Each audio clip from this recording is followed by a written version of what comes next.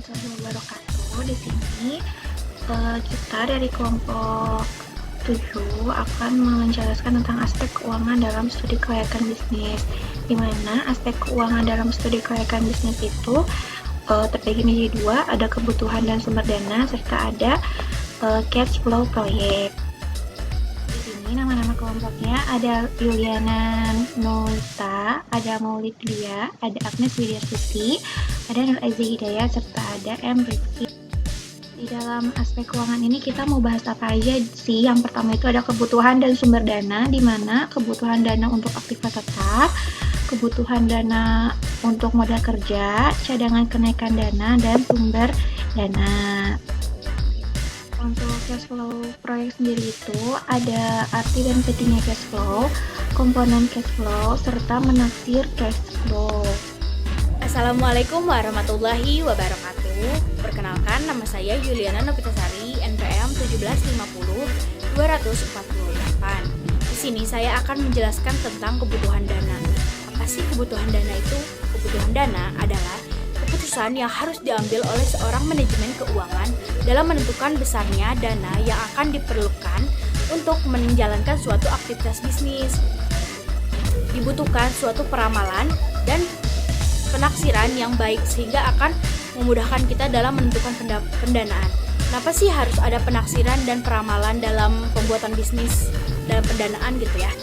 Kenapa? Karena ketika kita menaksir atau meramalkan suatu pendanaan, kita tuh bisa menggambarkan berapa sih dana yang harus disiapkan untuk bisnis ini, berapa sih dana yang harus kita pertimbangkan untuk pembuatan bisnis ini gitu. Jadi kayak memudahkan kita untuk merancang pendanaan modal yang akan kita habiskan untuk bisnis yang akan kita jalankan ini gitu. Adapun peramalan atau penaksiran ini berbeda-beda tergantung dengan jenis bisnis yang akan kita buat atau yang akan kita jalankan. Jadi sesuai dengan bisnis masing-masing gitu. Contohnya, ketika kita akan membuat bisnis bakso aci, berbeda peramalan dan penaksirannya dengan ketika kita membuat bisnis cendol kayak gitu. Jadi kayak beda apa ya? Pokoknya beda kebutuhan dananya kayak gitu. Yang selanjutnya kita akan menjelaskan tentang kebutuhan dana untuk aktiva tetap. Aktiva tetap adalah kekayaan berwujud yang dimiliki oleh perusahaan yang memiliki manfaat ekonomi lebih dari 1 tahun dan mempunyai manfaat tetapi tidak untuk diperjualbelikan kayak gitu. Aktiva tetap dibagi menjadi dua. Yang pertama, aktiva tetap berwujud. Yang kedua, aktiva tetap tidak berwujud. Apa sih aktiva tetap berwujud? Aktiva tetap berwujud adalah kekayaan yang dimiliki oleh perusahaan yang memiliki bukti fisik atau yang bisa kita lihat gitu. Contohnya tanah, gedung, kendaraan, peralatan kayak gitu. Yang kedua, ada aktiva tetap tidak berwujud. Contohnya goodwill. Goodwill itu kekayaan yang dimiliki oleh perusahaan yang memiliki masa manfaat atau yang memiliki manfaat untuk perusahaan tersebut tapi tidak memiliki bukti fisik kayak gitu. Yang selanjutnya ada dalam penaksiran. Untuk menaksir biaya dalam berbagai aktiva tetap diperlukan informasi tentang kebutuhan fisik dan harga-harga. Kebutuhan fisik mungkin didasarkan atas salah satu atau beberapa faktor sebagai berikut. Yang pertama ada rencana yang terperinci dan spesifikasi yang lengkap. Jadi kayak apa ya? Perencanaan yang terperinci itu contohnya ketika kita akan membuat bisnis bakso aci. Jadi perencanaannya tuh harus baik gitu. Kayak misalkan yang pertama kita butuh gerobak atau butuh tempat nih untuk membuat apa ya? Untuk membuat bisnis bakso aci tersebut gitu. Terus kayak terperinci tempatnya di mana, harganya berapa atau biaya sewanya berapa. Jadi dengan seperti itu kita tuh akan memudahkan dalam segi pendanaan kayak gitu. Yang kedua ada rancangan garis besar dan spesifikasi yang belum lengkap. Jadi rancangan garis besar ini contohnya kayak gini. Sebelum kita masuk ke tempat atau tempatnya di mana nih yang akan bisnis yang akan kita jalankan, sebelum ke situ kayak ada beberapa faktor yang harus digaris besarin. Kayak contohnya bakso aci yang seperti apa yang akan kita buat, yang akan kita pasarkan kayak gitu. Jadi kayak beberapa hal yang perlu kita garis besarkan atau perlu kita dahulukan seperti itu, walaupun spesifikasinya belum lengkap tapi kayak harus digaris besarin dulu gitu. Harus contohnya misalkan contohnya misalkan tempatnya walaupun tidak spesifikasinya lengkap di mana harus bagaimana tempatnya, seenggaknya kita tahu nih tempatnya harus di mana gitu, kayak gitu. Yang ketiga, pengalaman proyek bisnis sama dengan tempat lain. Jadi kayak ketika kita akan memulai bisnis, seenggaknya kita harus punya nih pengalaman proyek di tempat lain. Kayak kita melihat nih misalkan di tempat lain itu seperti apa, kayak A, B, C. Ya udah kita ATM, amati, tiru, dan modifikasi. Dengan kita modifikasi, kita tuh kayak kita tuh nggak mau copy paste karya orang lain kayak itu, cuman kita melihat sisi baiknya dari bisnis orang lain. Jadi gitu, jadi kita punya patokan di tempat lain gitu. Jadi kayak walaupun kita berbisnis baru, seenggaknya kita punya contoh nih orang lain. Oh, karena orang lain bagus punya tempat yang unik kayak gini, ya udah coba kita tiru gitu. Tapi nggak tiru sepenuhnya, ada yang dimodifikasi kayak gitu. Yang selanjutnya, pengalaman dengan proyek bisnis yang agak berbeda. Jadi gini, ketika misalkan di Bandung kan banyak nih bakso aci, kayak bakso aci brand-brand yang udah terkenal lah kayak gitu. Nah itu tuh kita tuh harus cari perbedaan dengan bakso aci pada umumnya. Contohnya kan bakso aci pada umumnya mah biasanya kan pakai pakai pangsit atau apa. Coba kita bedakan kayak pakai kayak pakai keripik daun bayam kayak gitu. Jadi kayak membuat sesuatu yang berbeda dengan orang lain kayak gitu. Yang selanjutnya, yang terakhir, beberapa pedoman yang telah diuji secara empiris. Jadi kayak pedoman, kita tuh harus punya patokan dalam pembiayaan. Misalkan pedoman dari bisnis siapa gitu, kita tuh harus punya harus punya dasar, harus punya contoh untuk pembuatan bisnis yang akan kita jalankan kayak gitu. Dari faktor-faktor di atas, saya sudah menjelaskan beberapa 5 faktor yang harus ada dalam pendanaan kayak gitu. Nah, terima kasih.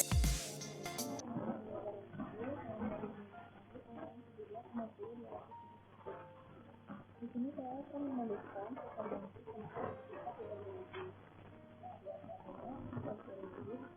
ada biaya dan biaya operasi. Nah, di sini biaya penampilan. Biaya ini terdiri dari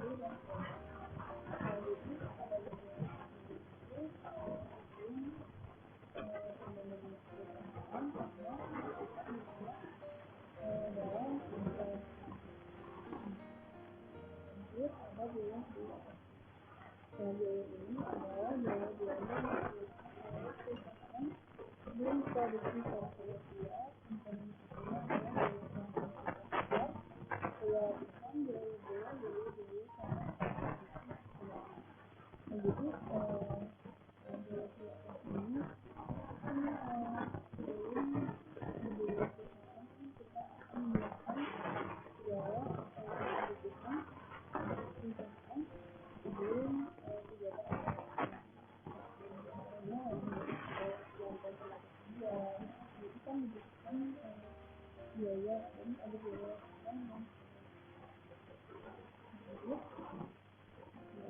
Di sini ada aspek keuangan dalam studi saya ini.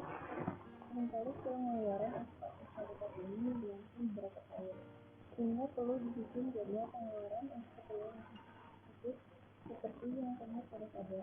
Nah, jadi biaya operasi itu ada sama pengeluaran modalnya. Nah, jadi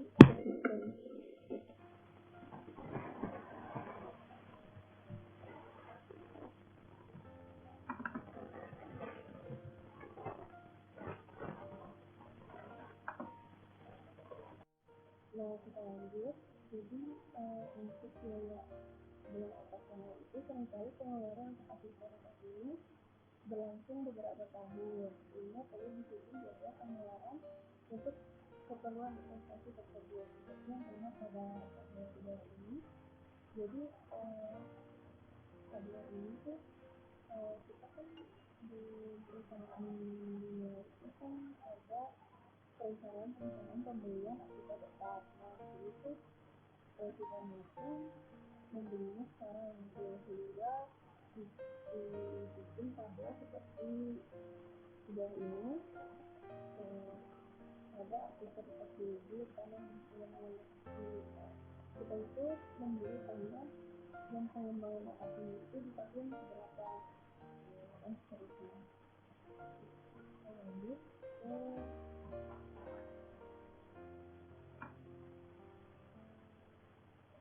ini kebutuhan dana untuk biaya kerja. Nah, untuk menghitung kebutuhan dana kerja harus beberapa metode. Karena metode tersebut tergantung pada pengertian atau istilah yang digunakan. Sebagai contoh metode yang digunakan untuk mengukur kebutuhan modal kerja, yaitu didasarkan atas waktu perputaran dana dalam modal kerja, yaitu waktu yang diperlukan sejak pengurusan kas sampai dengan kembali menjadi gas dan pengeluaran kas per hari. Jadi di sini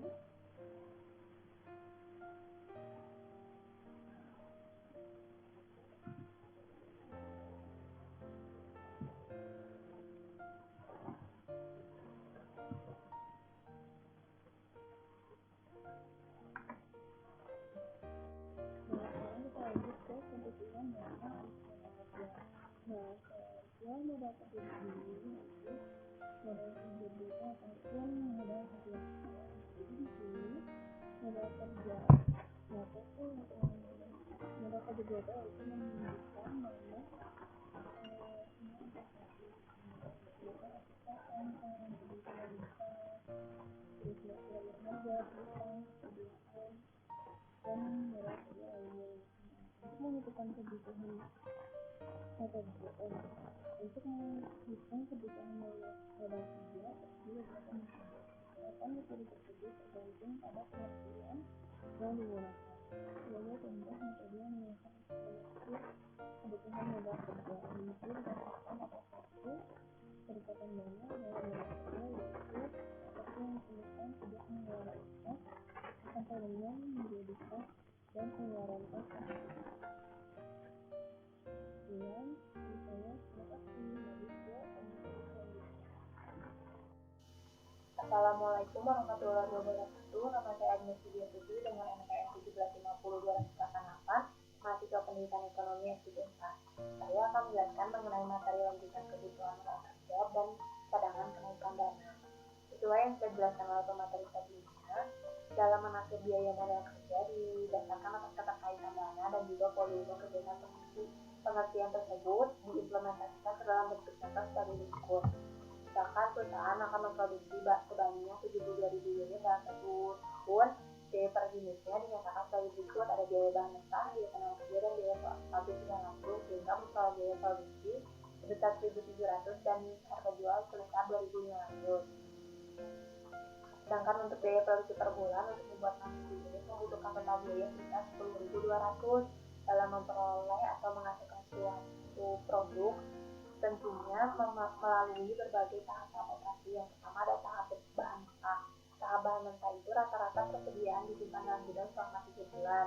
Tahap barang dalam proses dan tahap barang jadi selama 1 bulan itu diartikan dalam menghasilkan suatu produk membutuhkan jangka waktu selama 1 bulan. Tahap dalam hutang ini diartikan bahwa pembeli mampu membayar hutang atas pembelian yang diperoleh selama kurun waktu 2 bulan.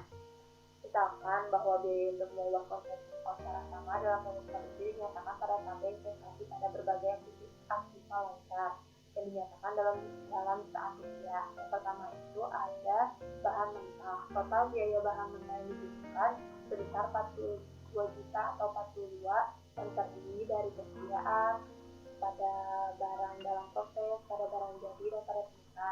Yang kedua, total biaya tenaga kerja pada barang sebesar 6,3 juta. Yang ketiga, biaya pabrik tidak langsung, biaya yang dibutuhkan sebesar 8,4 juta. Dari ketiga biaya tersebut memperoleh laba kotor sebesar 66,3 atau 66.300. Misalkan perusahaan menginginkan persediaan suku cadang sebesar 6 juta dan persediaan kas untuk berjaga-jaga sebesar 5 juta, maka kebutuhan modal kerja yang dibutuhkan itu dapat dihitung dengan laba kotor ditambah persediaan suku cadang dan ditambah persediaan kas sehingga memperoleh hasil Rp77.300.000 sebagai kebutuhan modal kerja perusahaannya. Cadangan kenaikan dana Pasal 70 ayat 1 sampai dengan 4 Undang-Undang PTN menyatakan bahwa perseroan wajib menyisihkan jumlah tertentu minimal 20% dari laba bersih setiap tahun untuk dana cadangan. Pernyataan ini ditujukan bagi perseroan yang mempunyai laba atau profit yang positif atau untung. Jika perusahaan yang tidak memperoleh laba profit untung atau rugi, akan labanya tersebut digunakan untuk menutup kerugian persoalan tersebut. Lalu cadangan kenaikan dana itu terbagi menjadi dua. Yang pertama itu ada cadangan wajib. Cadangan wajib itu jumlah tertentu minimal 20% wajib disisihkan oleh perseroan setiap tahun buku yang digunakan untuk menutup kemungkinan kerugian perseroan pada masa yang akan datang. Cadangan wajib ini biasanya berbentuk uang tunai dan aset lainnya. Yang kedua ada cadangan lainnya. Cadangan lainnya ini cadangan luar cadangan wajib yang digunakan untuk keperluan perseroan seperti keperluan usaha, pembagian dividen dan tujuan sosial. Ketentuan paling sedikit itu dari kedua cadangan ini minimal 20% dari jumlah modal yang ditetapkan dan disetor dinilai jumlah yang layak untuk cadangan wajib. Besar dana cadangan yang ditetapkan tergantung dari kebijakan masing-masing perusahaan itu sendiri. Pada umumnya besarannya itu 3 kali dari pengeluaran rutin per bulan. Di sini saya akan menjelaskan sumber dana, di mana sumber dana merupakan suatu indikator penting dalam mendeteksi apakah suatu bisnis dapat dijalankan atau tidak. Sumber dana itu merupakan faktor terpenting dalam menjalankan suatu bisnis, di mana apabila kita memiliki pendanaan yang cukup, maka bisnis tersebut akan berjalan sesuai dengan rencana. Lalu, pemilihan sumber dana bertujuan untuk memilih sumber dana yang pada akhirnya dapat memberikan kombinasi dengan biaya yang terendah dan tidak menimbulkan kesulitan likuiditas bagi proyek bisnis atau perusahaan yang mensponsori proyek bisnis tersebut. Artinya, jangka waktu pengembalian sesuai dengan jangka waktu penggunaan dana, di mana pemilihan sumber dana ini juga bertujuan untuk kombinasi dengan biaya yang terendah, namun dapat menjalankan proyek bisnis sesuai dengan apa yang diharapkan. Sumber dana ini juga terbagi menjadi dua, ada modal asing dan modal sendiri. Modal asing itu yaitu sumber dana yang didapatkan dari luar perusahaan yang tidak ikut memiliki perusahaan tersebut, seperti bank, leasing, terus yang berwujud hutang, baik hutang jangka panjang maupun hutang jangka pendek. Lalu kalau modal sendiri itu yaitu dari internal perusahaan itu sendiri yang akan melakukan aktivitas bisnis yang biasanya berwujud modal saham dan laba ditahan. Seperti itu. Nah, bisa kita lihat di sini ya, dalam praktiknya ada semacam pedoman untuk menentukan sumber dana apa yang sebaiknya digunakan untuk memenuhi kebutuhan akan dana tersebut. Kita bisa lihat ini ada struktur finansial konservatif vertikal dan horizontal, di mana di sini kalau misalkan konservatif vertikal itu menyatakan bahwa perbandingan antara utang dengan modal adalah 1:1. Sedangkan unsur finansial konservatif horizontal itu menyatakan bahwa aktiva tetap dan modal kerja permanen dibelanjai dengan modal sendiri. Gitu. Namun dari pedoman ini sendiri itu timbul kesulitan jika antara aktiva lancar dengan aktiva tetap kurang dari 1:1, maka modal sendiri akan lebih besar daripada utang. Gitu. Kita bisa lihat di sini ada struktur finansial yang vertikal sama horizontal. Nah, di sini ada struktur finansial horizontal. Kita bisa lihat ya, penggunaan dananya itu ada aktiva lancar tidak permanen, aktiva lancar permanen, dan aktiva tetap, di mana sumber dananya itu berasal dari utang jangka pendek atau utang jangka panjang ditambah modal.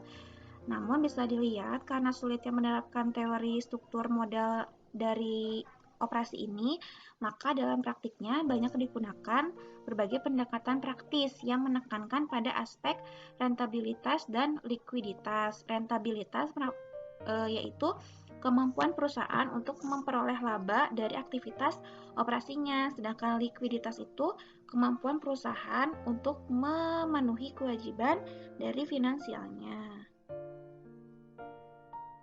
Di sini ada sumber-sumber dana yang utama. Tadi kan ada modal asing sama modal sendiri.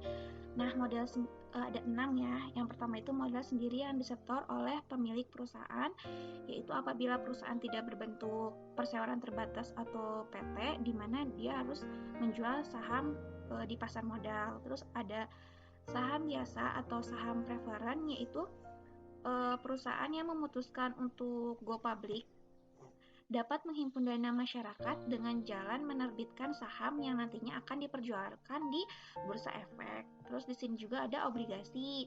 Obligasi itu yang diterbitkan oleh perusahaan dan dijual di pasar modal. Obligasi ini sendiri itu terbagi-bagi lagi. Ada obligasi biasa, di mana obligasi ini menawarkan suku bunga yang tetap. Untuk jangka waktu usia obligasi akan dicantumkan nilai pelunasannya. Terus juga ada obligasi dengan suku bunga mengambang, yaitu besarnya bunga yang dibayarkan tergantung pada tingkat bunga yang berlaku. Lanjut ada obligasi tanpa bunga, yaitu meskipun resminya obligasi ini tidak membayarkan bunga, tetapi tetap pembeli obligasi menerima penghasilan karena obligasi tersebut dijual dengan diskon. Terus juga ada obligasi konservatif, di mana jenis obligasi ini yang dapat diubah menjadi saham pada waktu tertentu, misal 5 tahun lagi. Kalau misalkan kita obligasi biasa 14% per tahun, terus laku dijual pelunasannya itu sebesar 1 juta, lalu obligasinya tersebut ditawarkan hanya dengan bunga 7% per tahun. Nah, pemilik obligasi tersebut menukar dengan 100 lembar saham biasa pada 5 tahun yang akan datang gitu, dan minta untuk dilunasi. Lanjut ya, kredit bank. Kredit bank ini merupakan sumber dana terbesar bagi dunia usaha, di mana kredit bank ini juga merupakan salah satu alternatif dalam mencari sumber dana yang utama. Selanjutnya ada leasing. Leasing itu lembaga keuangan dan bank menawarkan jasa untuk menyediakan aktiva. Misalkan kita membutuhkan mesin nih untuk menjalankan proyek atau membangun proyek tersebut. Nah, kita secara resmi lembaga keuangan tersebut yang memiliki aktiva dari perusahaan hanya menyewa. Jadi kita kalau misalkan mau bikin perusahaan atau proyek bisnis kayak gitu, terus kita butuh mesin kalau apa, kita bisa nyewa di leasing itu sendiri. Terus ada project finance, di mana tipe pendanaan ini merupakan tipe penggunaan yang makin banyak digunakan untuk membiayai proyek bisnis-bisnis besar. Contohnya misalkan kita mau membangun jalan tol nih, terus kita butuh biaya 200 miliar untuk membangun jalan tol tersebut. Nah, kita pakai tipe project finance, di mana lembaga keuangan ini menyediakan dana untuk proyek bisnis tol yang dilunasinya itu dengan penghasilan jalan tol itu sendiri gitu. Nah, selanjutnya ada arti dan pentingnya aliran kas, di mana yang kita ketahui karena dengan kas itu dapat melakukan investasi dan dapat membayar kewajiban finansial, di mana kalau misalkan aliran kasnya itu berjalan dengan lancar, berarti perusahaan tersebut berjalan dengan lancar juga gitu. Jadi dia juga bisa membayar kewajiban finansialnya. Jadi karena itulah orang-orang yang berada di bidang finance berpendapat bahwa hanya kas yang berarti gitu. Pendirian semacam ini terutama penting jika dikaitkan dengan nilai waktu uang, di mana menyatakan bahwa nilai uang saat ini adalah lebih berharga daripada nanti gitu. Jadi semakin lancarnya aliran kas tersebut, maka perusahaan tersebut dapat melakukan investasi dan membayar kewajiban finansialnya. Ya, di sini saya akan menjelaskan komponen aliran kas. Aliran kas yang berhubungan dengan suatu proyek bisnis dapat dikelompokkan menjadi 3 bagian, yaitu 1. Initial cash flow, dalam kurung aliran kas permulaan, adalah pengeluaran investasi pada awal periode atau mungkin tidak hanya sekali. Jadi intinya cash flow ini merupakan biaya pendahuluan.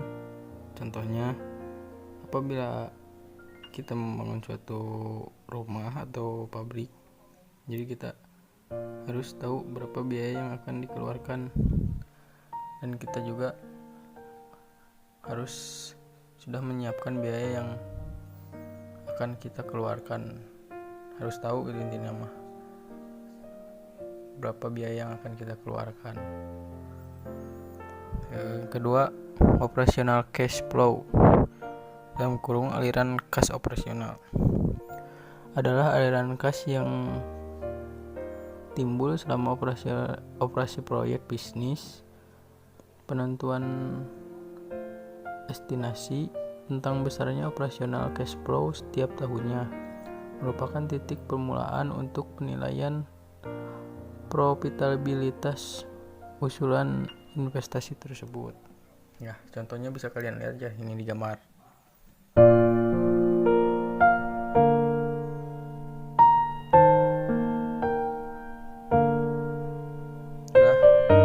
Terminal cash flow merupakan aliran kas yang diperoleh pada waktu proyek bisnis tersebut berakhir.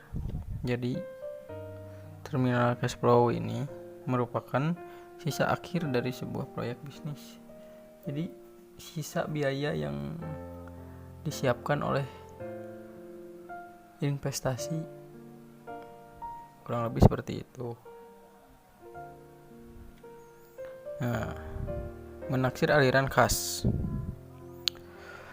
Untuk kasus-kasus sederhana mungkin penaksiran aliran kas tidak terlalu masalah. Tetapi untuk proyek bisnis yang mempunyai interaksi dengan proyek bisnis lain, maka penaksiran aliran kasnya perlu hati-hati. Prinsip yang digunakan adalah prinsip incremental dalam kurung selisih. Jadi misalkan suatu perusahaan merencanakan untuk membuat mobil kecil seperti kompak dan hemat energi, tetapi sebagai akibatnya produk yang lain atau mobil besar dan komport akan tersaingi. Akibatnya produk lama penjualannya jadi turun karena disaingi oleh produk baru. Ya, cukup sekian penjelasan dari saya. Mohon maaf banyak kekurangannya ya. Assalamualaikum warahmatullahi wabarakatuh.